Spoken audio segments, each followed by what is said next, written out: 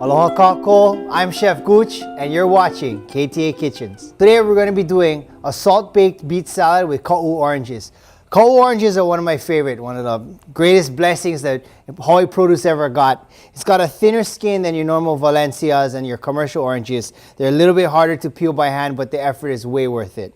So to start off today, we've got 2 to 4 pounds of red and golden beets, 4 ka'u oranges, a quarter cup of pine nuts that have been roasted and crushed, quarter cup of flat leaf Italian parsley that's been chopped, quarter cup of thinly sliced red onions, sherry vinegar, extra virgin olive oil, 2 cloves of garlic minced, a pinch of smoked paprika, and a pinch each of sugar, salt, and of course, fresh cracked pepper. So first what we're going to do is we're going to get our beets in the oven. The reason why we salt bake our beets is that one, it kind of seasons it from the outside in, and it also helps to retain moisture. Most of us growing up, local people, we don't know beets. The only beets that I knew growing up was in a can, and they're horrible. I didn't learn the joys of a really good beet till much later, until I moved to the States, was cooking on the East Coast, and I found out that a fresh beet cooked perfectly is an amazing thing. So first what we're gonna do is we got our red and our yellow beets. We washed them, we kept the tops on, and then right now we're gonna nestle them in a pan. When you salt roast your beets, you wanna put it into the smallest pan possible. It saves on salt, it packs it in a lot better. You don't wanna have to use, let's say, 10 pounds of salt for 3 beets. So we snuggled it right inside. This is a restaurant-sized quarter pan. You can use, a cake pan. You could, if you need to be, you could use a deep, one of the deep foil pans. Whatever it is you can find around. So once they've been cleaned, we're gonna go ahead here and cover it with pa'akai.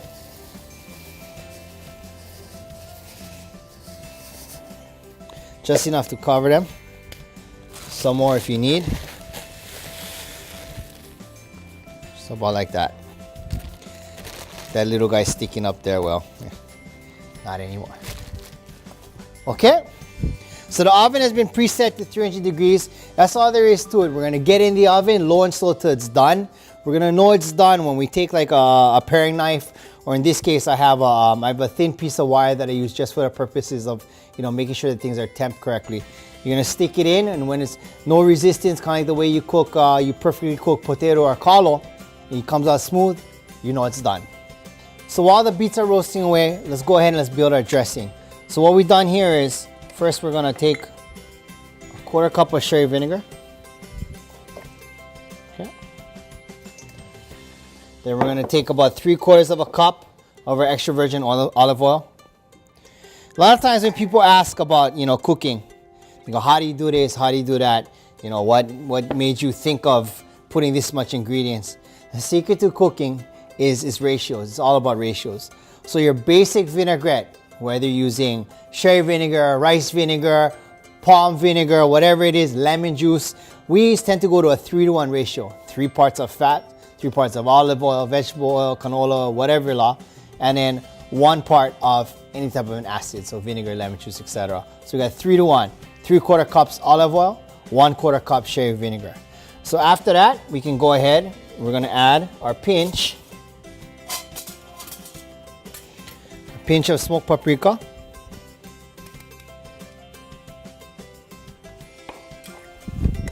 pinch of sugar,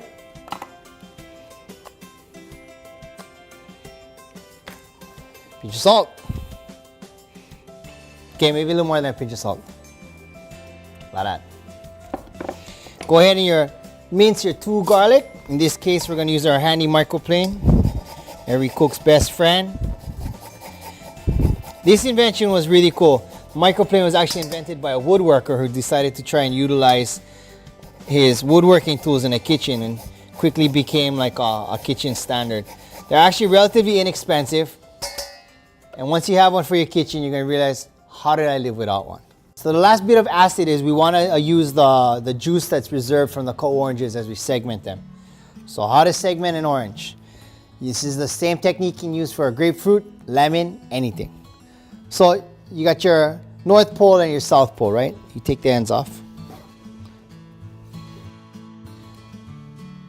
Like so. And then using your knife, you just follow the curvature of the fruit. The next cut follows the white part, the pith. all the way around. Just like that. Ta-da! Single, guys, this is a great way to impress a date. Serve them a salad with segmented oranges. I mean, so I've heard. Okay, next you got a paring knife. You're gonna wanna follow the white part, yeah? You just cut down in, cut in,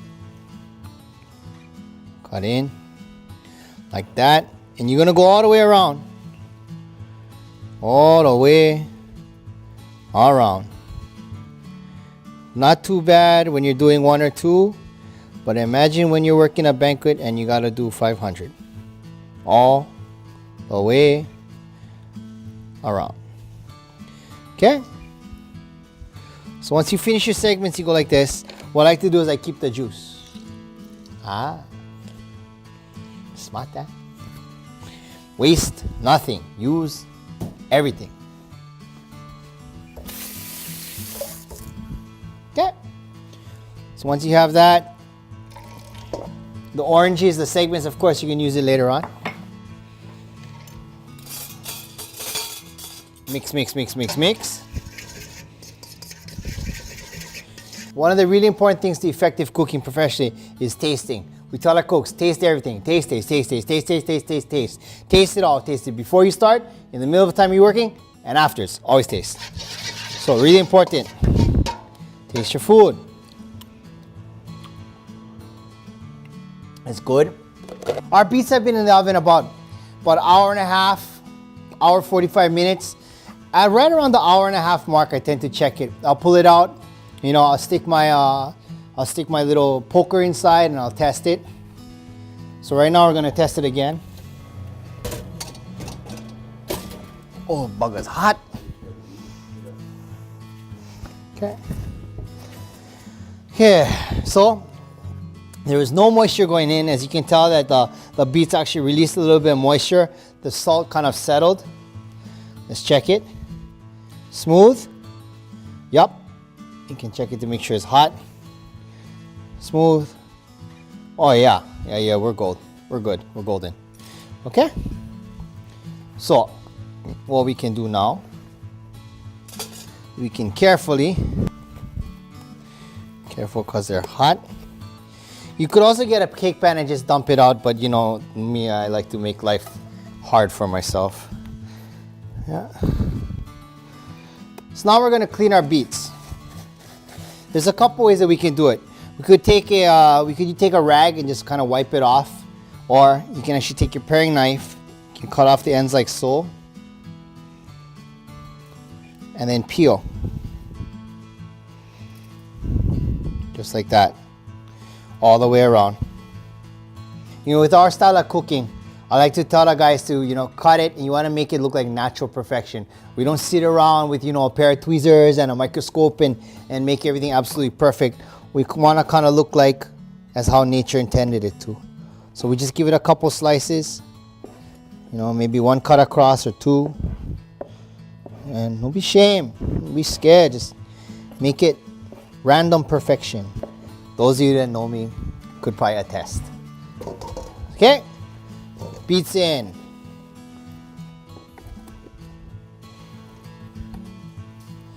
Let's bring it home. We've got our dressing. We made more dressing than we need, but don't worry, she lasts a long time.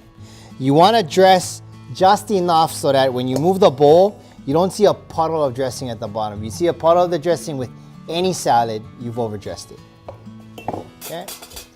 Got our flat leaf Italian parsley. You can either chop it or you can just tear it roughly like this. I like my guests to see what they're eating. I don't want people guessing as to what it is. You know, you bite it and the flavors pop and you know it's parsley. So, thinly sliced onions. We've got our orange segments. Don't forget the orange, the reserved orange juice is already in there, yeah? Got our pine nuts.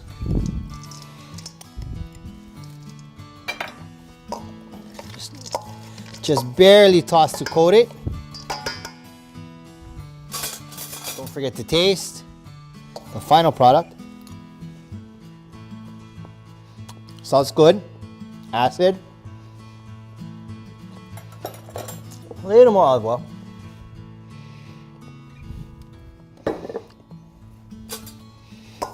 There you go. Okay, so this beet salad is a really good dish to bring with you to a potluck. It holds well. You can throw it in a pan and take it to grandma's house. Hang out all day long. You're all good. I love to personally. I like a sparkling rosé with this. Rosé is dry and it's bright. You got some crisp acidity going on there. It kind of complements the earthiness of the beets itself. Yeah. You can finish up. If you want, you can finish it with a little bit of pakai, a little sea salt there. Okay. Everything comes through. Got the acidity, the garlic. Sparkling rosé you can drink for days. So once again, I'm Chef Guch, and mahalo nui for watching KTA Kitchens.